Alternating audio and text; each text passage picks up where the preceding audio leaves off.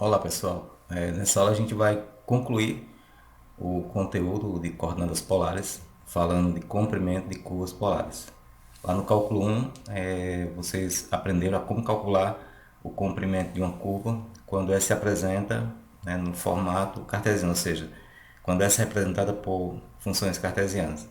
Aqui no cálculo 2 nós aprendemos a calcular comprimento de curvas quando a curva não representou função, ou seja, quando ela está parametrizada. E agora a gente vai ver como calcular o comprimento de uma curva quando essa curva é representada por coordenadas polares. Bom, então a gente vai primeiramente considerar uma função ou uma curva, certo? Uma curva R igual a f de θ, com esse θ entre A e B.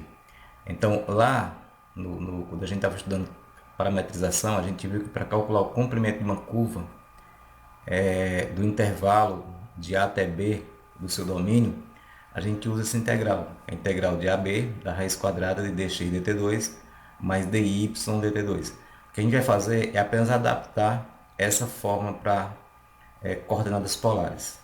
E por que a gente pode fazer isso?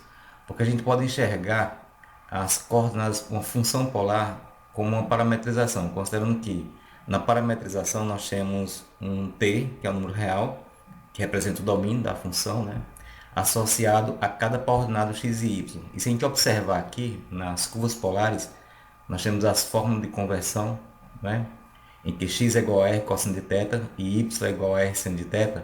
E a gente observa que para cada θ nós podemos ter um par ordenado. Então eu posso encarar esse θ como um parâmetro. Então eu volto na fórmula de equações paramétricas para calcular o comprimento e no lugar do t eu vou colocar um θ, tá certo? Então fica L igual a dx dθ 2 mais dy dθ 2 vezes dθ. Isso é integral, né, de AB. Lembrando que agora o A e o B são ângulos, né? Quando a gente coloca o θ, essa integral domínio, então essa integral limite de integração passam a ser representados pelos ângulos. Agora, mesmo nessa forma, quando a gente coloca o θ, a gente observa que não está ainda adequada porque em coordenadas polares nós temos o R e o θ.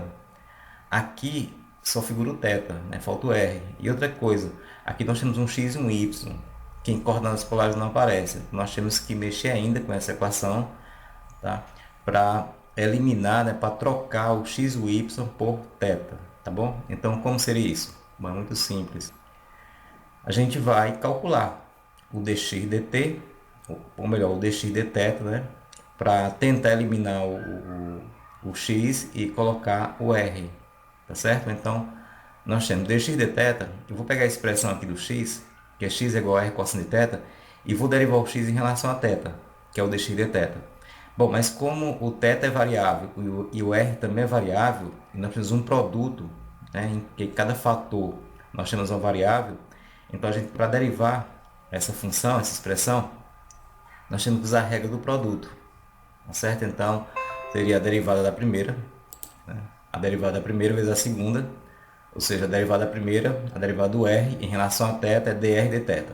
Tá aqui a derivada da primeira vezes a segunda, né, que é o cosseno, lembrando que eu estou usando a primeira expressão aqui, a do x. Então, a derivada do primeiro, dr dθ, vezes a segunda, que é cosseno, está aqui. Mais a primeira, que é r, está aqui o r, vezes a derivada da segunda. A derivada do cosseno é menos seno. Então está aqui o menos na frente e depois nós colocamos o seno. Bom, só que aqui na fórmula nós temos dx dθ 2 ao quadrado, né? Dx dθ elevado ao quadrado. Nós precisamos elevar isso ao quadrado. Então dx dθ ao quadrado está aqui embaixo. Nós temos aqui a diferença, né, de dois termos. Então, para elevar ao quadrado, eu vou ter que usar a regra do quadrado da diferença, que seria o quadrado do primeiro menos duas vezes o primeiro vezes o segundo mais o quadrado do segundo. O primeiro é dr dθ vezes cosseno de θ. Então, o quadrado fica dr dθ 2 vezes o cosseno ao quadrado de θ. Menos duas vezes o primeiro vezes o segundo, né? Então, fica duas vezes r, dr de θ, cosseno vezes seno. Por quê? Duas vezes o primeiro, eu tenho um dr de θ, né? Aí tem um seno e cosseno. Ele tem um r aqui, ó. Então fica 2r, dr de θ, cosseno de θ, seno de θ. E por fim, mais o quadrado do segundo. O quadrado de r seno de θ é r ao quadrado, seno ao quadrado de θ. Tá certo? Bom, agora a gente precisa também do dy de θ 2. Então vamos calcular o dy de θ, fazer o mesmo procedimento que nós fizemos aqui, tá bom? Só que agora utilizando o dy de θ. Então tá aqui, dy de θ, vamos utilizar agora a segunda expressão, y é igual a r seno de θ, e derivar o y em relação a θ. Novamente um produto em que cada fator do produto nós temos uma variável, que são as variáveis r e θ. Então, novamente o produto, derivada do produto. Derivada da primeira, em relação a θ, dá dr de θ. Ou seja, dy de θ, a derivada de y em relação a θ é igual a produto. Derivada da primeira, derivada do r em relação a θ, dr de θ. Vezes a segunda, seno de θ, mais a primeira, que é o r, vezes a derivada da segunda. A derivada do seno é o cosseno. Aqui o cosseno. Bom, agora eleva o quadrado, assim como nós fizemos com a expressão anterior. Então, dy de θ 2 igual quadrado. Aqui nós temos quando levarmos ao quadrado, eu vou ter o quadrado da soma. Então, seria o quadrado primeiro, ou seja, dr de θ 2 vezes seno ao quadrado. Está aqui, ó. Dr de θ 2 seno ao quadrado, mais duas vezes o primeiro, vezes o segundo, que vai dar 2r, dr de θ, seno, cosseno. Está aqui. Mais o quadrado do segundo, o quadrado de r cosseno dá r ao quadrado cosseno ao quadrado de θ. Pronto. Bom, agora nós temos o dx de θ 2 e nós temos o dy de θ 2. Agora vamos substituir na nossa expressão. Mas antes, vamos somar, né? Porque aqui nós temos uma soma. Então vamos logo somar para a nossa expressão não ficar tão grande, tá bom? Então somando aqui, ó, vai ficar assim. Dx de θ 2 mais dy de θ 2. Ou seja, eu vou somar essa parte de baixo aqui com essa outra, né? Porque eu quero dx de θ 2 somado com dy de θ 2. Olhando para as duas expressões, a gente já vê de cara que eu vou cancelar esse termo intermediário aqui, o termo do meio. Porque aqui nós temos 2r, dr de θ, cosseno vezes seno. E aqui também nós temos 2r, dr de θ, cosseno vezes seno. Só que um está positivo, que é o de baixo, e o outro está negativo. O outro negativo. Então a gente cancela essas duas parcelas, tá bom? Vai sobrar apenas a primeira agora e a última. Então, vamos somar, parcela a parcela. A primeira, nós temos o dr de θ 2 comum. Ele aparece tanto na primeira expressão, o dr de θ 2, como aparece na outra, dr de θ 2. Então a gente coloca em evidência, tá certo? Então tá aqui, ó, dr de θ 2 em evidência. E dentro do parêntese a gente vai colocar o que sobrou, que foi seno ao quadrado de θ mais o cosseno ao quadrado de θ. Nós cancelamos, né, o termo do meio e sobrou o último. Sobraram os dois últimos aqui. Então novamente a gente observa que na primeira nós temos o r ao quadrado, né, e na segunda nós também temos o r ao quadrado. Então nós temos um elemento comum aqui que é r ao quadrado. Então novamente a gente coloca o r ao quadrado em evidência, tá aqui. O que sobrou, que foi o seno ao quadrado e cosseno ao quadrado, eles ficam dentro do parêntese, como a gente pode observar. Bom, agora, seno ao quadrado mais cosseno ao quadrado, que aparece aqui, né, e na segunda parcela, ele vale 1. Essa soma vale 1, a gente já conhece. Então, dx de θ 2 mais dy de θ 2 vai ficar apenas com dr de θ 2, né, somado com r ao quadrado, já que essas duas somas, né, são iguais a 1, tá certo? Então nós temos dx de θ 2 mais dy de θ 2 igual dr de θ 2, aqui é 1, a gente não vai colocar, mais, tá certo? Aqui teve um pequeno equívoco, né? Eu apresentei essa aula pela manhã, pessoal, né, nessa reunião, e acabei que esquecendo de consertar isso aqui. Estou cometendo o mesmo erro, porque aqui vai ficar apenas dr de θ 2 mais r ao quadrado. E aqui nós colocamos errado. Eu coloquei dr de θ 2 vezes r ao quadrado. Não tem esse r ao quadrado, tá bom? E ao invés de dr de θ 2 aqui, a gente deve substituir por r ao quadrado, tá certo?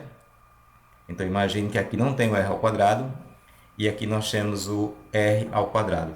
Então ficaria dr de θ 2 mais r ao quadrado.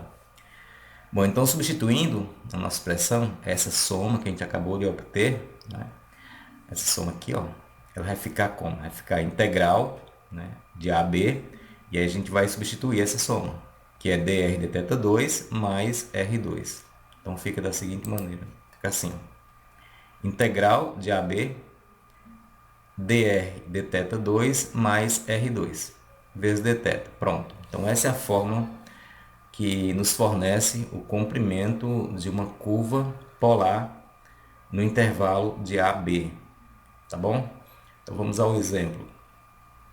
Bom, nesse exemplo nós queremos calcular, provar, né, que a área, novamente aqui, na verdade eu esqueci de fazer todos os conceitos, né? Ou aliás, eu acho que eu fiz os conceitos e acabei deixando, usando o arquivo antigo.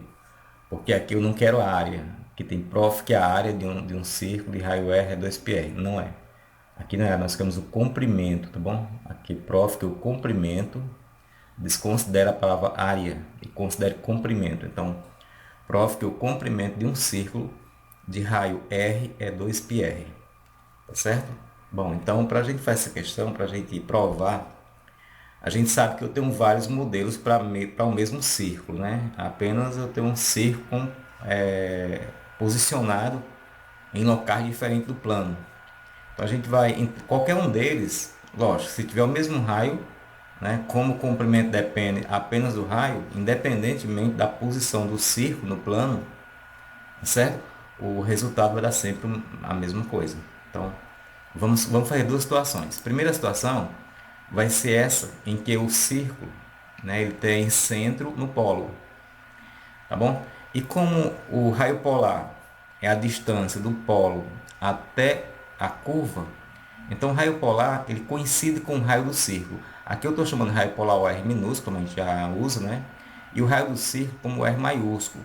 Então o R minúsculo é igual a R maiúsculo. Então essa é a equação que a gente também já conhece, a equação de um círculo, de uma circunferência com centro no polo e raio R, tá bom? Então vamos lá. Então aqui R igual a R, aqui nós temos a fórmula para calcular o comprimento, e aí fica fácil, é só, bom, outra coisa. Quando a gente, o raio polar, que é o mesmo raio do círculo, imagine que eu tenho um ponto aqui na curva, que está sobre o eixo polar, e para descrever a circunferência eu preciso dar uma volta equivalente a 360 graus. Então, o limite de integração ele vai de 0 a 360, que é o mesmo que 0 a 2π, tá bom? Então, nós sabemos que o limite de integração é 0 a 2π. E aí, basta substituir, né? Quem é o R? O R é R grande, R maiúsculo, tá bom? Então, ficaria R maiúsculo ao quadrado mais dr dθ. Só que a derivada de R em relação a θ, como o θ não aparece, então esse R é uma constante, que é exatamente o R grande, né? Que é a constante que é o raio da circunferência. E a gente sabe que a derivada da constante é zero. Então aqui vai ficar zero. Tá bom? Então aqui fica R maiúsculo ao quadrado, que é o R da circunferência, mais zero.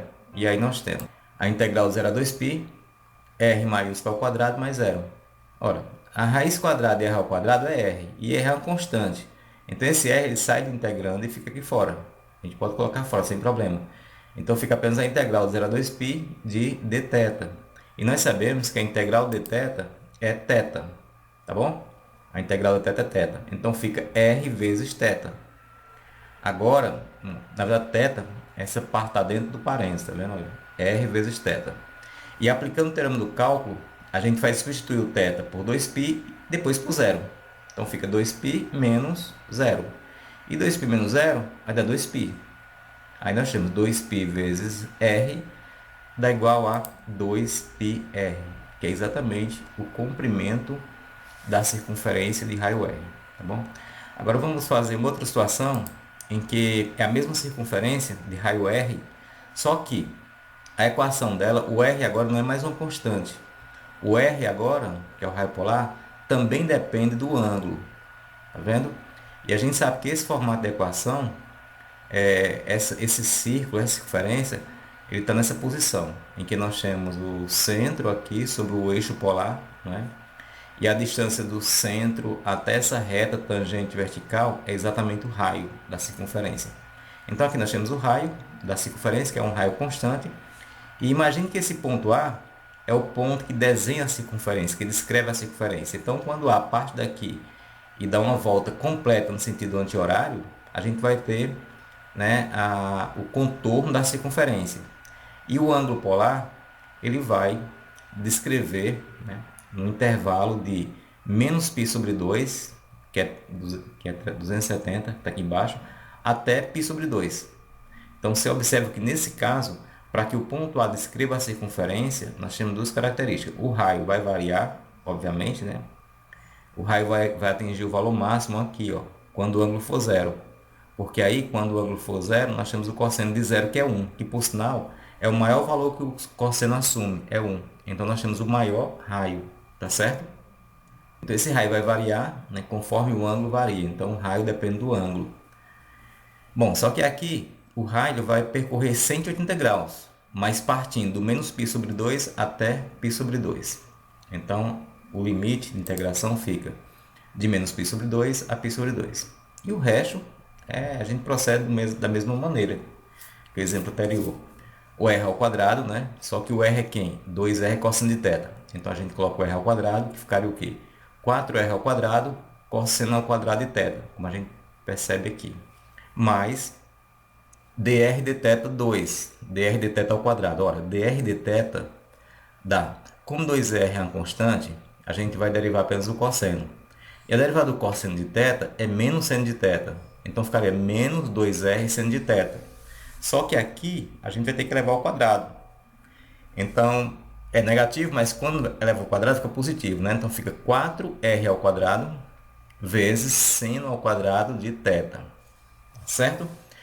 Aqui no integrando, dentro no radicando, para ser mais específico, nós temos um elemento que está constante, né, que é o 4r ao quadrado. Então, a gente coloca em evidência o 4r ao quadrado.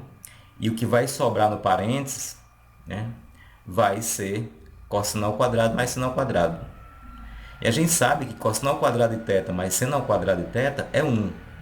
Então, radicando, fica apenas 4r ao quadrado, que é uma constante.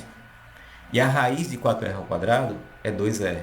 Então, esse 2r, como é uma constante, sai do integrando, fica aqui fora, tá bom? E dentro ficaria apenas seno ao quadrado mais cosseno ao quadrado, que é 1. E a raiz de 1 é 1, portanto, ficaria apenas o dθ. Aqui é o dθ. E a integral, né? A integral de dθ é θ. Tá aqui, ó. Então, a gente integra e já coloca o θ aqui, tá vendo? Variando de menos, deixa eu puxar um pouco para cá, variando de menos π sobre 2 a π sobre 2, tá aqui, menos π sobre 2 a π sobre 2. E agora basta aplicar o teorema do cálculo na nossa expressão. No lugar do θ, que é a variável, a gente vai colocar π sobre 2 e subtrai o outro, que é menos π sobre 2. Então, nós temos π sobre 2 menos, esse menos que eu estou falando do teorema do cálculo, menos π sobre 2. Então, tem dois menos, que um do teorema do cálculo e o outro do ângulo, aqui, que é negativo. Então, fica mais, fica positivo. Então, fica π sobre 2 mais π sobre 2, que dá π. Aí dá π. Daí nós temos π vezes 2r, que dá 2πr. E aí, novamente, nós temos o comprimento de uma circunferência de raio r, tá bom? Então, lembrando que para calcular o comprimento, né, a gente tem de uma circunferência, nós temos várias formas, né? Nós temos, depende da posição da circunferência, então nós temos aquela primeira que é r igual a r, que é a constante, nesse caso vai estar no centro aqui, o centro dela vai estar no polo. Nós temos aquela que é r igual a 2r cosseno, nós temos a outra que é menos 2r cosseno, nós temos aquela que é 2r seno, e a outra que é menos 2r seno. Então, qualquer uma dessas que você fizer, vai dar sempre o mesmo resultado, porque o raio é sempre o mesmo, então não muda o comprimento, independentemente da posição que a circunferência ou o círculo se encontre no plano polar. Tá certo, pessoal? Então é isso. Então, com isso a gente encerra, né, esse nosso assunto, tá bom? E nas próximas a gente vai começar a função vetorial, tá bom? Função vetorial e depois funções com duas variáveis. Antes, para encerrar, eu só queria deixar claro uma coisa. Essa questão de, eu até comentei na reunião pela manhã, a questão da importância da gente conhecer todo esse sistema de coordenadas, parametrização, né, para que a gente, lá no cálculo 3, a gente vai utilizar muito curvas que não representam a função, e a gente vai ter dados, a gente vai ter os dados para construir a curva, a gente tem que saber qual o formato adequado para aquela curva. Quando não é uma função, obviamente eu não vou poder usar a expressão de x e y, né? O y em função do x, porque não representa uma função. Então, o mais adequado seria eu fazer uma parametrização. Mas quando não é uma função e é uma curva fechada, o mais adequado seria usar formato de curvas polares. E isso por quê? Porque se eu não atender esses requisitos, eu posso ter muita dificuldade quando for calcular, quando for usar integral para calcular uma área, para calcular um comprimento. Então, quando a gente não tem a curva já pronta, a gente pretende fazer a curva para poder aplicar, para calcular uma integral, uma área, é necessário que a gente conheça, né, esses procedimentos para a construção, né, adequação de uma curva no modelo adequado. Tá bom? Adequado quando eu falo porque se for uma função, tudo bem. Eu posso fazer uma expressão cartesiana, mas se não for uma função, só me resta fazer uma polar ou uma parametrizada, tá bom? E lembrando que mais adiante, no cálculo 3, nós vamos estudar outro sistema de coordenadas, tá bom? Sim, antes que eu esqueça, só enfatizando, eu já havia falar novamente. Coordenadas polares é um sistema de coordenadas, né? Embora eu tenha falado aqui no início, fiz uma analogia entre coordenadas polares e parametrização, porque de fato ali a gente sabe que é uma parametrização e naquele caso particular, o θ ele funcionava como parâmetro, né? Porque para cada θ, obviamente, eu vou ter um par ordenado x e y, então funciona como parâmetro. Por isso que eu só apenas troquei as equações, depois reajustei para eliminar o x e o y, tá certo? Então, lá no cálculo 3, vocês vão continuar estudando esse sistema de coordenadas, né? Vocês vão estudar agora sistemas apropriados para o R3, né?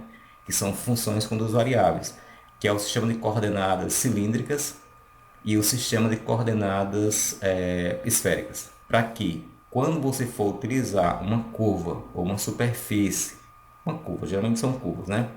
Curvas para fazer para trabalhar com integrais, principalmente com integrais, você tem que colocar no formato correto, né?